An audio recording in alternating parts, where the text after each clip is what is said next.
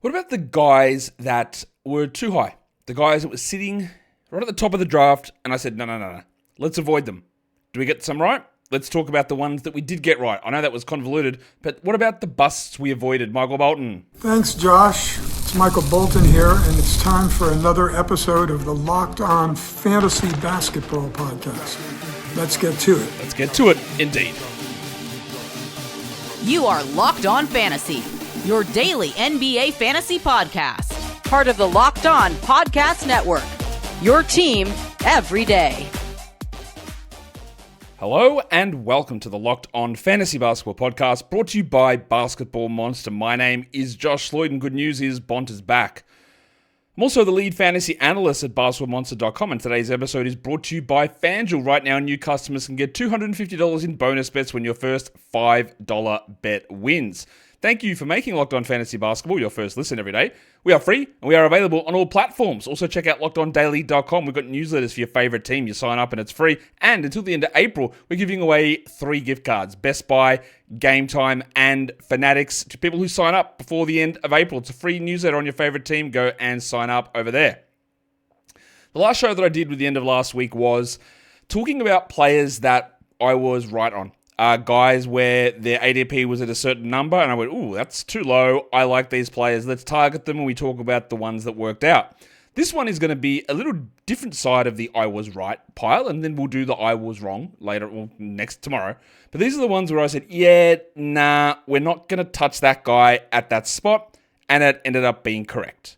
That's what we're going to go through in this show here, talking about that. Now, the playoffs have started. We've seen some incredible performances. Shout out to my man, Kyle Kuzma.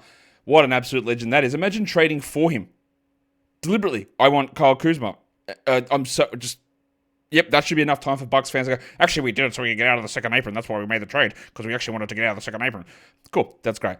Thank you for that. Thank you also for Memphis for trading away players to get worse as the 2 seed, fall down to get the 8 seed and get pumped by 51 points in the first game of the playoffs.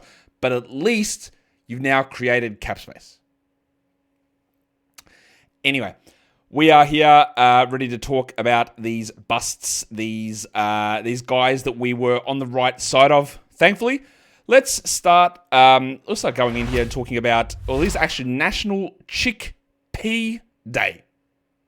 Interesting, it's not called National Garbanzo Bean Day. It is Chickpea Day, but celebrate with chickpeas, maybe hummus, maybe just a regular chickpea salad.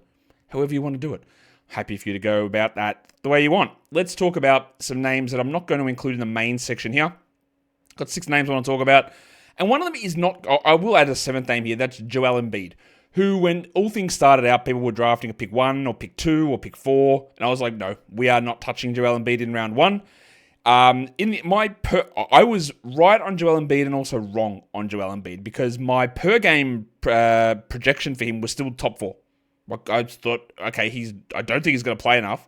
I think his knee is actually rooted, and I remain very confident in that. And that one is one that I feel I'm 100% correct on. And I said, do not take him in round 1. I said I would take him around the 1st or 2nd pick of round 2. I'd be okay with that. And even that was wrong. But by the end of the preseason and the start of the year, his ADP had come down to 12 and 13. The sites, the main ones, Yahoo and ESPN, had adjusted their numbers to put Embiid into the range that we had him all along. So initially, if you were following what I was doing or talking about, you avoided Embiid when he was positioned really highly on those initial rankings. But when we go back to look at the numbers of what they had right before the season started, they had all fallen in line with my positioning on that. So I'm not going to sit here and claim that as a gigantic win or anything like that.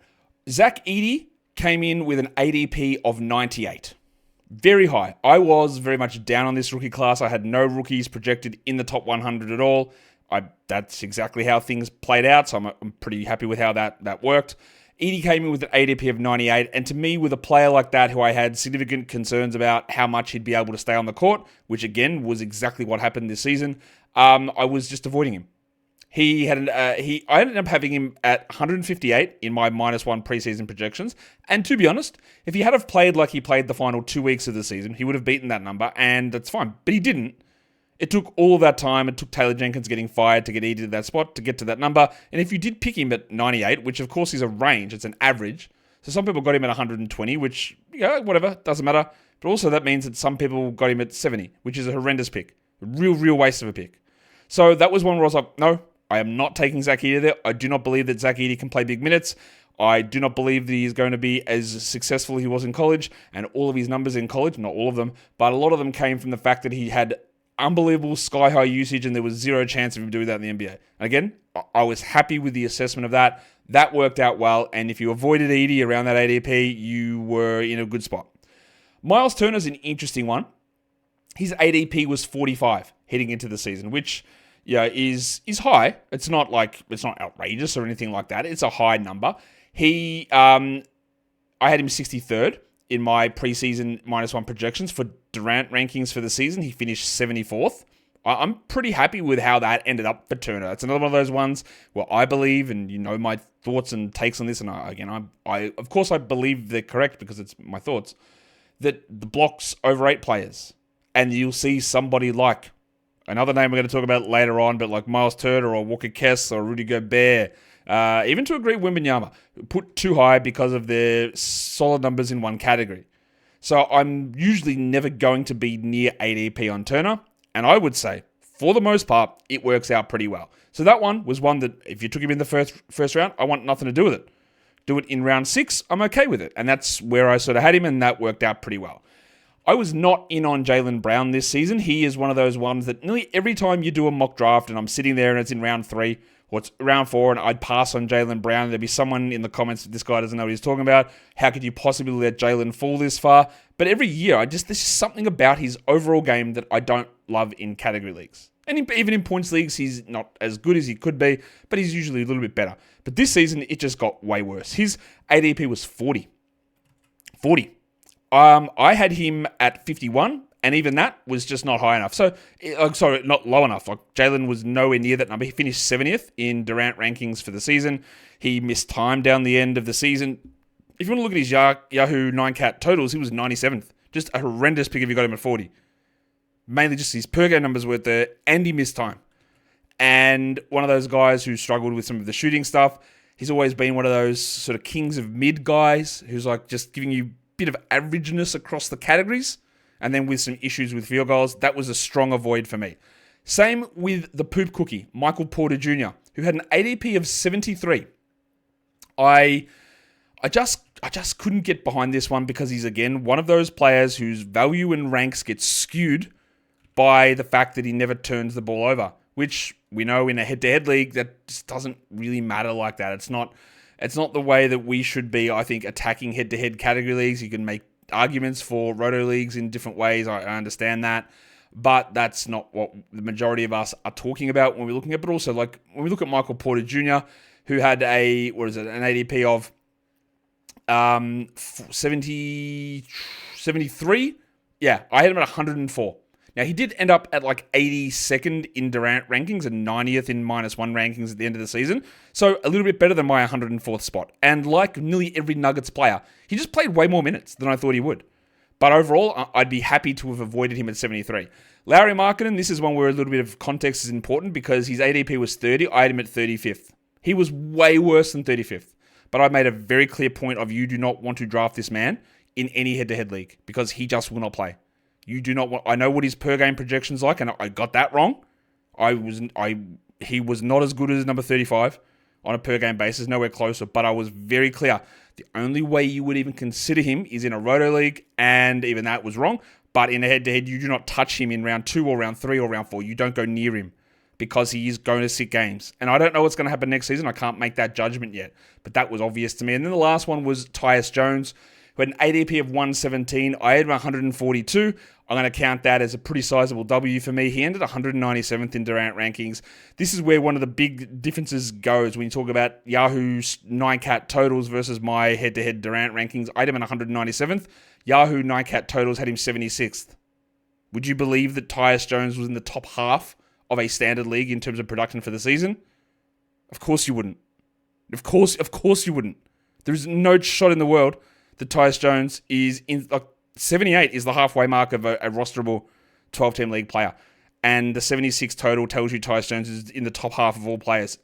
Actually insane. Like, ridiculous numbering. Ridiculous rankings. Not remotely tied to reality. So I had Jones at 117. You know why? Because I thought, okay, but I didn't think they would start him because it didn't make sense. They did start him. It obviously didn't make sense. He got benched, but I thought, what is the point of him being there? Because down the stretch, you know who's going to have the ball? It's going to be Booker. It's going to be Beal. It's going to be Durant. So the man who's not a great shooter, not a volume player, is going to be standing without the ball in his hands doing what? Nothing. And it's basically exactly what happened. So I know you didn't waste a huge pick on Tyus Jones, getting him at that spot, like 117th. It's still a top 10 pick. It's still one of your starters. And I just wanted, and there were people that were reaching for him inside the top 100. I wanted absolutely nothing to do with that, and I am happy with that result. We're going to come back and focus on 6 more players. We'll come back to that in a sec. Today's episode, though, it is brought to you by DoorDash. Yes, NBA fans, we had the regular season. That is done. But now you know what time it is. It is playoff season. And that means big performances and even bigger rewards. DoorDash is bringing the heat with a slam dunk deal. Yeah, slam dunks. They happen in basketball for Dash Pass members during the 2025 NBA playoffs. It is called, they've gone with it. This is it now. It is called They Swoosh and You Score. Not save, you score. Anytime a player drops 50 or more points in a playoff game, Dash Pass members score a free 3-piece crispy tenders combo from Wingstop the very next day. Just place an order of $20 or more. Use the code WINGSTOP50 at checkout, and that combo is yours. Crispy, delicious, and totally free. The offer is valid from noon to midnight the day after the game. Terms apply. Hey, you want to know something? I don't think I've ever had Wingstop. Maybe I'll correct that when I'm heading over to the States this year. I've never had Wingstop. It sounds delicious. I like wings, but I'll offer a controversial statement. I like boneless wings. Oh, that's not even wings. Don't care. That's what I like. And that's what I would get if a player scored 50 points in the NBA playoffs. So sign up for Dash Pass to unlock this and more exclusive deals all season long. When any player scores 50 plus in a playoff game, Dash Pass members can grab free 3-piece crispy tenders combo from Wingstop the next day with $20 order and the code WINGSTOP50. That is Dash Pass, your door to more savings, more flavor, and more ways to win. Terms apply. All right, let's get into 6 players here that I was pretty happy with how the results of my preseason projections on these guys turned out. And we're going to go to New York. Now, when we did the other wins in New York, it was winning on Karl Anthony Towns. It was a win on OG Anunoby. It was a win on Josh Hart. And it was a win for me to avoid Mikal Bridges. So I'd say overall, the way that I analyzed the Knicks this preseason was probably a huge W. I'm happy with how it worked out. Bridges had an ADP of 53. And I looked at that and went, what are you actually talking about? Now, I understand that people will look at that and I said, Josh, it's because we know he's going to play every game. Number one, you don't, right? Let's always be clear about that. You don't know that he is going to play every game. You know that he has played every game, albeit fraudulently when some of the time. You know he has, but you don't know that he will. And that is always, I find, a verbiage problem with people discussing these sort of things, that you don't know that, but it is something that is interesting. Now, his ranking on Yahoo came down to 55 right before the season. I had him 75th in my preseason rankings. He ended up 97th in points leagues. He ended up 84th in category leagues. He had times when he just couldn't shoot free throws. He never got to the line. Look at his defensive numbers. There was a thought that his usage would go down going from Brooklyn to New York and he'd be able to focus more on defense. He averaged 0.9 steals and 0.5 blocks. Bro. He averaged 18 points with 3 rebounds and 4 assists. Just midness. Was he bad? Yeah. Actually, for a lot of stretches, he was. Was he a guy that you were fine having on your roster? Absolutely you were. Like, he was okay on your roster for the vast majority of time. But, again, the 9-cat total rankings, this is how bad he was. Right? His 9-cat total rankings made him 42 because he played every game. And he played 38 minutes a night. Like, that's where he got to. But again, would you ever consider that he was one of your best 4 players? No, never. Not in a million years. Which of these categories was above average? Field goal percentage, barely. 3-pointers, barely. Barely. That's it. It was an obvious fade for me at that ADP in round 5. Very happy to have done it. And I wonder what will happen next season. Because again, if you look at the 9-cat totals, it'll say he's a 4th-round player. I doubt anyone will be dumb enough to do that, but you never know. You never know. I was going to include the other Bridges on here, Miles Bridges, someone that I did fade as well. He had an ADP of 60 heading into the season. I had him 83rd. He did end up with a -1 ranking of 60th, so around the Yahoo ADP, but I know that basically most of that Miles Bridges stuff came as soon as Brandon Miller went down because he was doing nothing. He was injured to begin the year, then he got hurt, and then Miller went down and he really shot up. He's also one of those interesting players, Miles Bridges, that the Durant ranking system actually favors him quite a bit over a traditional category league sort of scenario. So he's one to watch for me next season to figure out what I'm going to do with him. But at this point, Mikal Bridges, nice little bust avoid. This man I got completely wrong in the 23-24 season. And this season, I won't say I got it completely right, but I was pretty right on Scott Barnes. Because Barnes had a huge breakout season in 23-24. There was numerous things in that season that I was very skeptical of. And one of the things that I was skeptical of is, A, how do we fit in with Emmanuel Quickley and where that usage goes? And when Quickley and Barrett were there, Barnes actually took a big step back. And then there was big steps forward in Barnes' shooting in 23-24, but that actually regressed over the second half of the season. And he had these huge rebound jumps and these huge block jumps. I go, I'm not convinced. I'm not convinced that all that stuff sticks. Now, of course, everyone knows that if you come from Canada or Toronto, I just automatically hate you. So I'm never going to get over that fact that I hate everybody in Canada. Even if they're not Canadian and they decide to play in Canada and live in Canada, I hate you no matter what. So that's always going to have a negative impact on the value of those guys. But to me, Barnes, who had an ADP of 19, I had him preseason ranked 27. There were people that were going, I'm happy to take Barnes at 12, 11. I heard that discussion. Because it's one of those things, again, that we, as a community, as a populace, as a species, has this idea of, I saw this happen, and the extrapolation is just straight line. It is the same thing all the way forward. Barnes did this last season, therefore he will do all of the same. We do find it very hard to look at something and go, well, he did that, why won't he just do it again? But that's just not how any of this stuff works. And every year we get slapped in the face with that lesson. Go, yeah, but he did it the year before. Like, why didn't he do it? Because this stuff changes. Everything changes all the time. We've got to try to understand what might be real, might be sustainable, what could improve, what could decrease. Barnes finished the season 37th per game in head-to-head leagues, 24th in points leagues per game. And we all know that there was a huge dip in that second half of the season. Now, you could make an argument that, Josh, you wouldn't have been right on this had the Raptors not really tanked it towards the end of the year. And I understand that.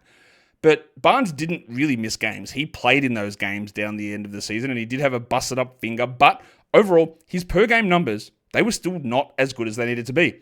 Bad field goals, 45%. Bad free throws, 76%. Back to being a horrendous three-point shooter, 27%. Now, I do believe that the reality is that Barnes isn't a 27% shooter, but he's also not like a 39 or 40% guy that he was to begin last season. The reality is like 32 or 31 or 33. Like, he's bad. He is a bad shooter from an NBA perspective. Is he horrendous? No. But 32 is bad. It's below average. His blocks at 1.4 are fine, but 6 assists, 8 rebounds, it was just fine.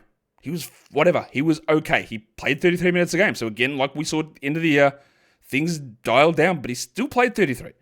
Now the next question for Barnes is what about when Quickley plays a whole season? What about when Brandon Ingram plays 10 games before he's out for the season? What happens then? Does Barnes' usage change? Does his shooting get better? Does that team just look even more horrendously mismatched? Probably. He's going to be a tough one for me, and it's hard to know where people are going to value him heading into the season, but I feel very confident in telling you that I won't value him inside the top 25. I almost certainly will not do that. And I didn't do it this season, and that worked out. It worked out in my favor, which, again, I'm happy about. I'm not happy that Barnes didn't have as good of a season because, again, all the anti-Toronto stuff is fake. It's me joking. I'm not happy that he didn't have as good of a season, but I thought that enough indicators were there to suggest that people were getting a little bit ahead of themselves in trying to put Barnes into that first round type area. Today's episode is also brought to you by FanDuel. And the NBA playoffs, they're here. Right now, we are in the middle of the NBA playoffs, and FanDuel is giving new customers an incredible way To get in on the action, when you join FanDuel and you place your first $5 bet, you get $250 in bonus bets if your bet wins. It makes betting so easy over on FanDuel. You can just pick your favorite team to win. You can pick what your best value is. You can look at the player props on your favorite player or the guy that might be stepping up into a larger opportunity because injury has struck someone down. All that stuff, 3-pointers, steals, and assists. You can do so many ways to bet favorite props as well, including live in-game betting, and combine those live prop bets into a same-game parlay for a chance to win big. Don't miss out. Head to FanDuel.com and claim your $250 in bonus bets today.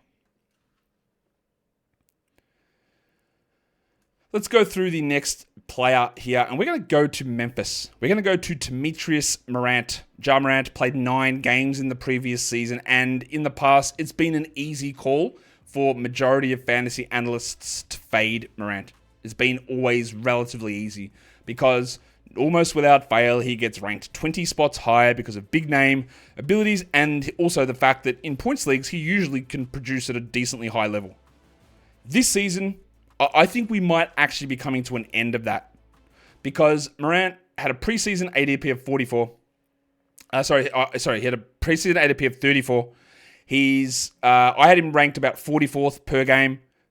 Durant had him ending 55th over the course of the season, but even in points leagues, where in the past he's been the 13th, 14th best player, he was 37th. Did he end up even playing 6 games in a row this season? I don't think so. It was hamstring or shoulder or ankle or whatever. There was a million things that went wrong with him. There was weird minutes limits from Taylor Jenkins early in the season. He could not get it going. He ended up with 23, 4, and 7. He shot pretty well from the free throw line, but he was back to being bad again from 3, 31%. 45 from the field, low volume threes, like 23, 4, and 7 is not terrible. It's like fine as a mid-round guy, and it will be very interesting to see what happens with Morant heading into next season because, again, he just missed a million games.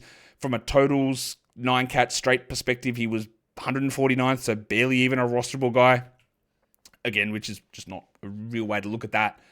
But to me, this is opening up, I think, and given the numerous disappointments, because if people did follow ADPs and did follow ranks and weren't really listening to the value or lack of value that Morant provides, especially in a category format, and they got burnt again, there'll be a little bit of a groundswell, I think, to the never again with Morant, and the fact that he just missed every single game.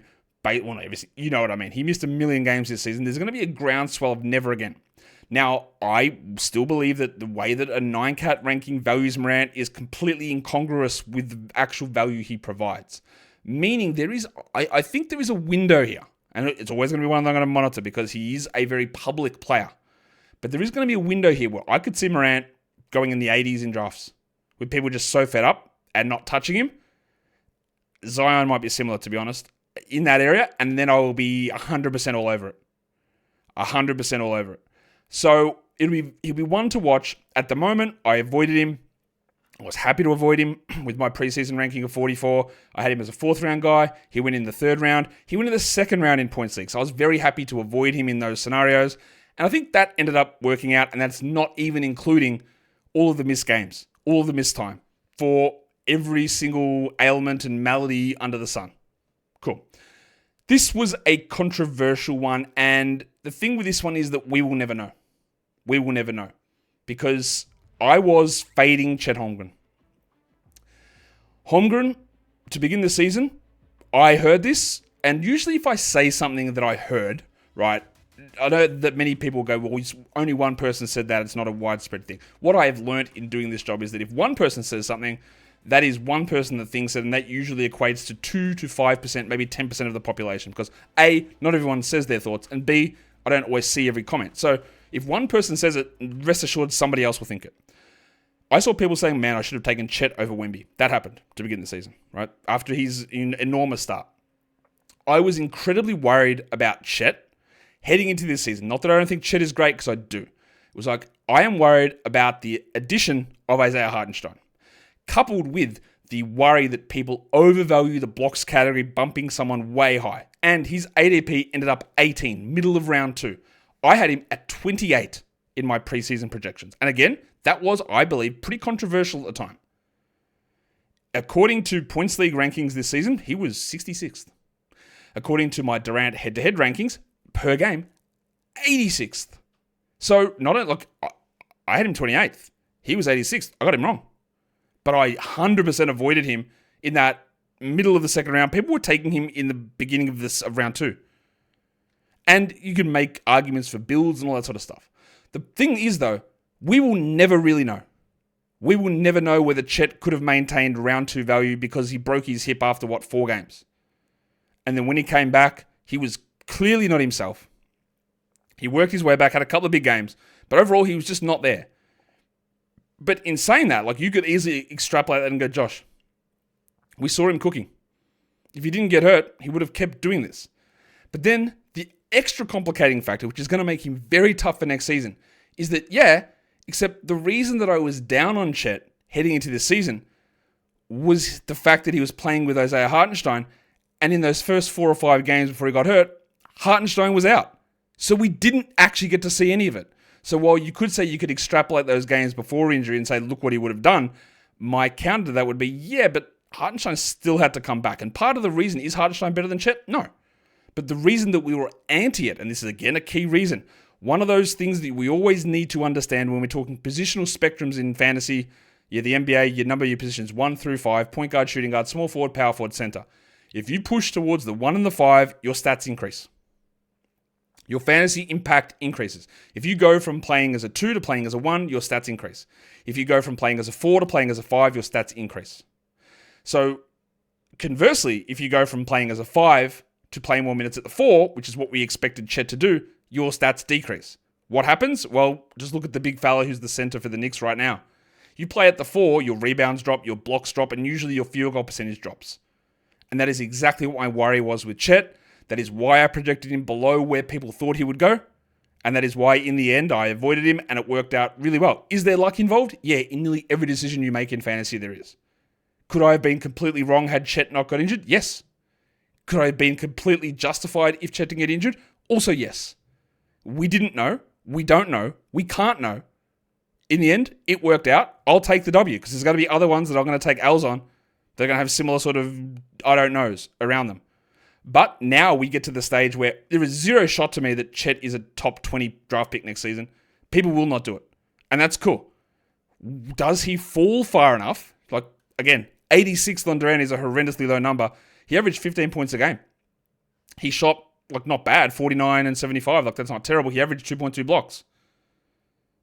15 and 8, but that's very mid. It's going to be incredibly interesting to see where people take him. I get the feeling that you won't need to take him in the first 3 rounds. I don't know about that, but that's sort of what my feeling is with Holmgren. These last 2 names that I'm going to talk about are some names that, because we do have to give some love to ESPN, because there's about 35% of the people who watch this show who do play on ESPN, so therefore ESPN rankings do play a part. And one of them is not them having Reed Shepherd inside the top 100. I'm not going to include that one. We're going to go to Dante DiVincenzo, who was traded to the Minnesota Timberwolves in the Karl Anthony Towns deal. I was absolutely out on this. Absolutely no shot that I was interested here. Even on Yahoo, he had an ADP of 105. I had him not really at that spot. I said, this is a backup. Because the original thought was, people said, well, he is just going to be the starter. He'll play 33 minutes a night. He moves away from Julius Randle. He's going to be great. Not Julius Randle. He moves away from Jalen Brunson. He will start every night and he'll be great. And my thing was, no. He won't. He's going to be a bench player, a 7th man, because Naz Reid is the 6th man, and he will be bad. And I had him at 140th in the preseason. His ADP was 106. The reason that I bring him up here, Dante DeVincenzo, is on ESPN, he was ranked for category leagues 56th. So, I was going to say, I don't know if I've ever seen an easier fade. I might have seen an easier fade, and it might be one that we're going to talk about in a sec. But he was ranked 56th.